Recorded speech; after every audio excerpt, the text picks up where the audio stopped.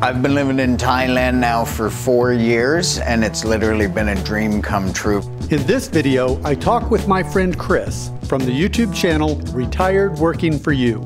Chris is an expert in real estate, travel, and retirement in Thailand. We talk about the cost of living in Bangkok and around Thailand. I'll show you some specific examples of accommodations, transportation, and food. It was the best decision that I ever made. I absolutely love it here.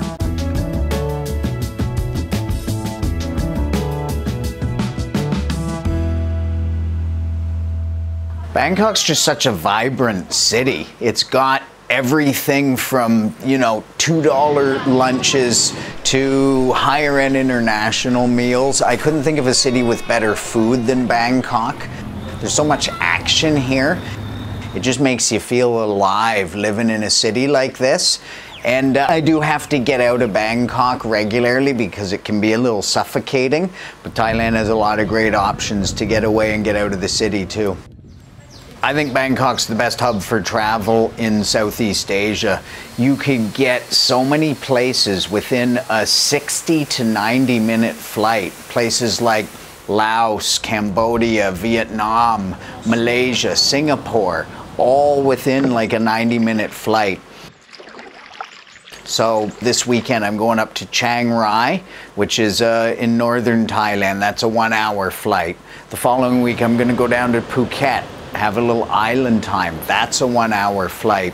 It's close, it's accessible, and it's crazy cheap to get around the region as well. You can get around on flights that are usually paying about $60 for a one-way flight to get to some amazing places. It's just so easy and accessible. I can go from right where I'm sitting here to a poolside villa in Koh Samui in 3 hours. Then that's door to door. That includes walking out this door and cracking a beer in the villa.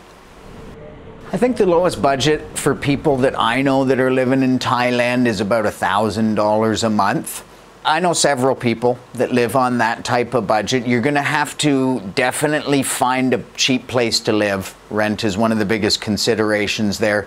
You're gonna be eating, cheap local Thai food, most meals, 3 meals a day, those $2 lunches, $2 dinners. It would be hard to do that if you were kind of big into the nightlife scene. It'd be hard to stay under $1,000. That's about the lowest that I've seen anybody do that. And I know people that do that here in Bangkok. I know people that do it up in Chiang Mai, where it's a little cheaper and easier.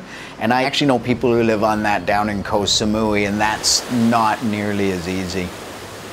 I think the average would be about $2,000 a month. You could live here for as low as the $1,000, but you could spend as much as you wanted here. I know a lot of people that would spend $5,000, $7,000, $8,000 a month on their lifestyle here. But I think an average of people out there would be about $2,000 a month. I know several people who live on roughly that budget. The lifestyle that gets you, it kind of depends on where you are. Different in different parts. If you're in one of the urban centers like Bangkok, Pattaya, or one of the tourist centers like Phuket or Samui, it doesn't get you nearly as far. If you live in the rural countryside, that could get you an amazing life. Amazing, like full-on house with a picket fence type life, if you could envision that, without sacrificing much of anything. The life that gets you if you live in one of the urban centers or one of the tourist hot spots, in Bangkok, that would get you a small 1-bedroom condo, nice 1-bedroom condo. Or if you went into the kind of lesser populated parts of Bangkok, you could get a house. My nephew, for example, lives in a nice condo that he pays about $800 a month for. For $600 a month, I got a friend who lives just about 15-20 minutes away on the subway system, and he's got a full 2-story, 3-bedroom house that he's only paying $600 a month for. So the variety here is off the charts. So that would get you, I think, decent accommodation. You would be probably wanting to eat one cheap Thai meal a day, but then that budget of $2,000 would also get you, maybe an international dinner where you don't go for the street food again and you kind of start to get whatever you want, one meal a day.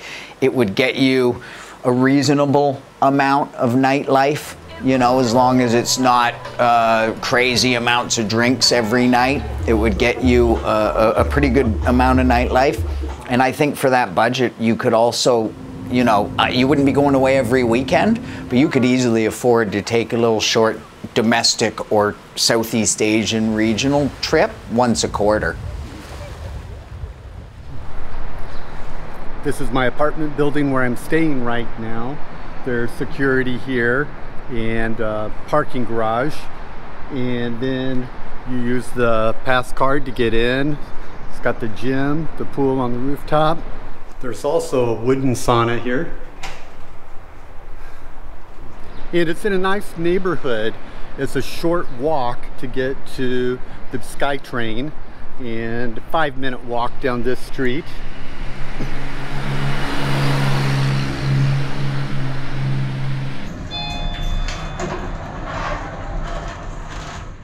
Here's the lobby of my floor. It's not a real big condo, just a few rooms on each floor. And then here's a tour of my Airbnb in Bangkok. It's completely furnished. Of course, as an Airbnb, you don't have to pay for any utilities. That's all included. This is my little work area. It's got a nice table, so it's got plenty of space for me to charge my batteries and have all my hard drives out. A nice living room couch area with flat screen TV. It has Netflix, good air conditioner. Kitchen area has a refrigerator, microwave, toaster, hot water kettle, dishes, 2-burner stove, and I'm eating out every meal, so it doesn't matter. The bathroom is large queen-size bed. There's plenty of storage space here. On the balcony, there's a washer and a place to hang clothes. So that's convenient to have a little washing machine there. And that's it. Here is the rooftop from my condominium. And you can see the freeway, the highway. I don't hear the noise from that inside my room at all, even though it's very close. And right here is the BTS station, so you can see how close it is. It's actually just 2 blocks away with one jog. So 2 blocks away from there. Over here, there's some great seafood and restaurants at night that are also very cheap. So it's a very convenient place to get around, a lot of things to do just within this stop of the BTS.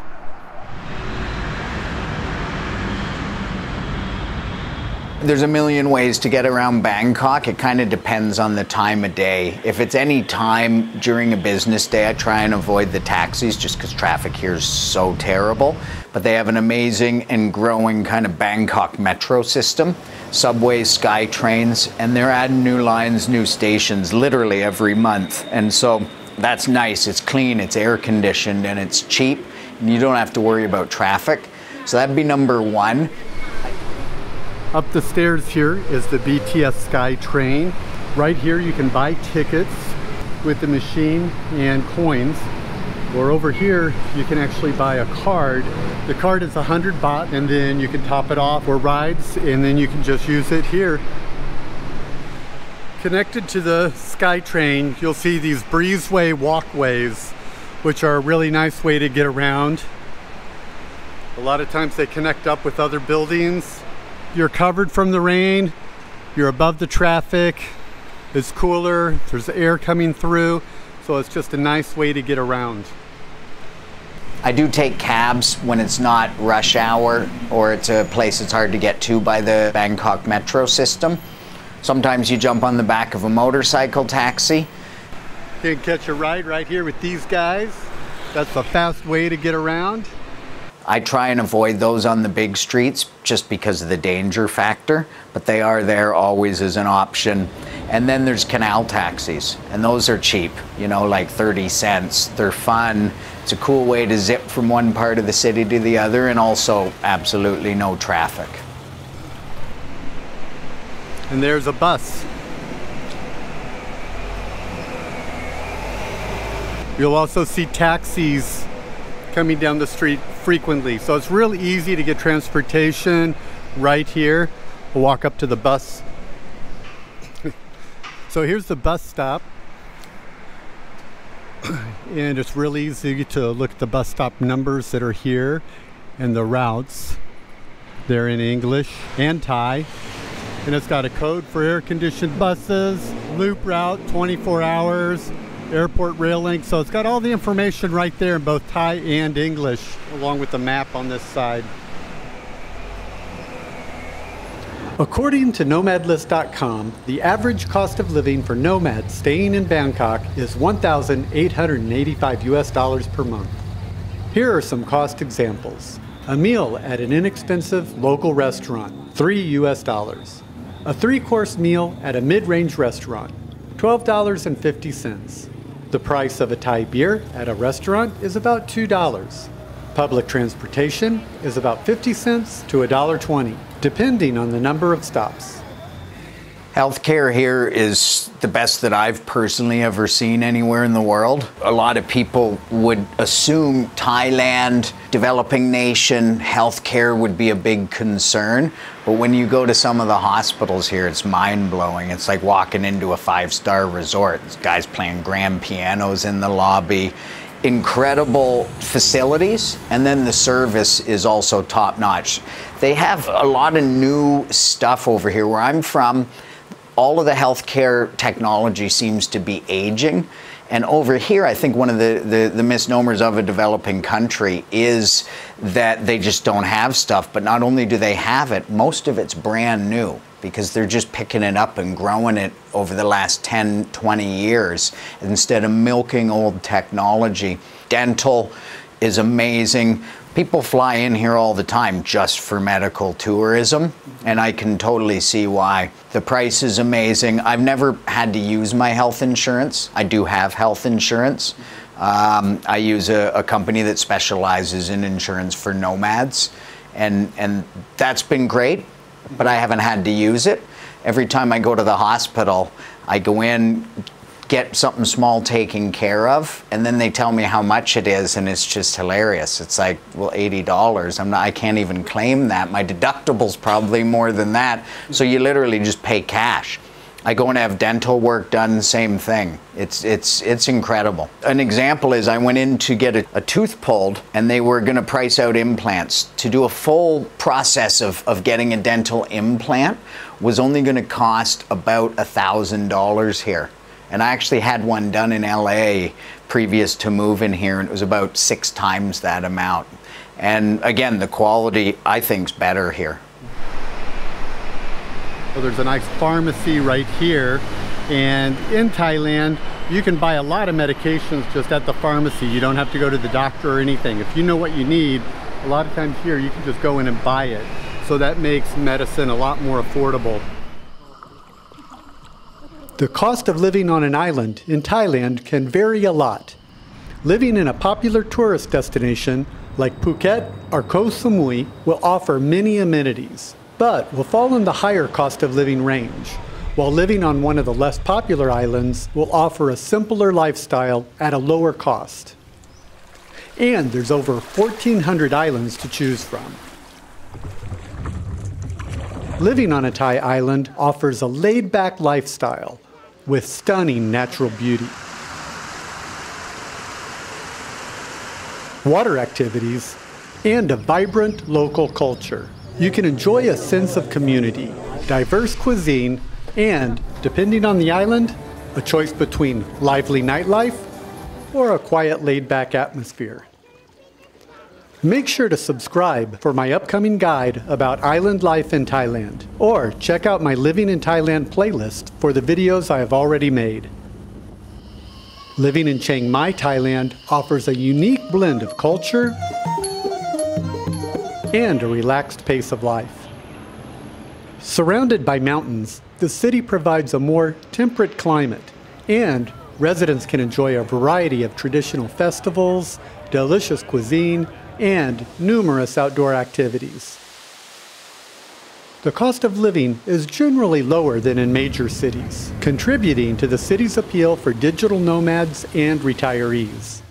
Even in the popular parts of town, you can find a good meal for $4 or a massage for $7. In Chiang Mai, many expats report being able to live comfortably for $1,200 per month. And according to Nomad List, many nomads have reported living comfortably for $1,100 per month. For more videos about Thailand, check out my Living in Thailand playlist. And for more information, visit our website at livingoverseas.tv.